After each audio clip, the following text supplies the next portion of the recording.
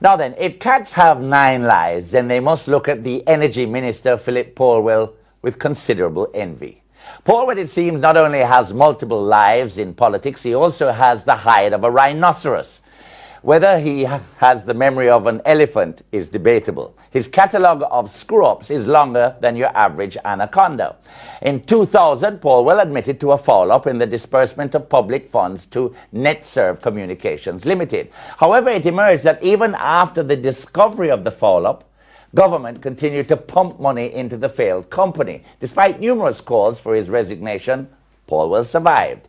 In April 2001, Paulwell, who was at the time Minister of Industry, Commerce and Technology, instructed the Office of Utilities Regulation, the OUR, not to interfere with the rates for land-to-mobile calls.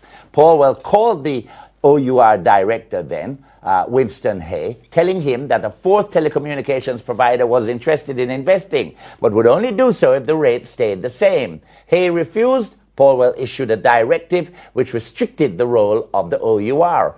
A judicial review ruled that Paulwell had no power to issue that directive to the OUR. As slippery as an eel, Paulwell survived. In June 2006, Caribbean Cement Company recalled 500 tons of faulty product. Paulwell, at the time, the Industry and Commerce Minister, was accused of negligence and gross dereliction of duty. Why? Because despite recommendations from the Jamaican Bureau of Standards, he had failed to exercise his ministerial authority and declare that the production of cement must conform to the Bureau's certification program. There was a move to censure him in Parliament. Boy, liquid that. But the cement scandal didn't stick. A year later, Paulwell's ministry was involved in the Cuban light bulb scandal. His junior minister, Kern Spencer, took the fall, but a lot of people felt that Paulwell's prince might not be far from the scene. Then in 2007, more than $28 million from the Universal Access Fund, which fell under Paulwell's portfolio, was paid for legal services to a lawyer who was also an advisor to Paulwell, a move that the Contractor General said was a conflict of interest.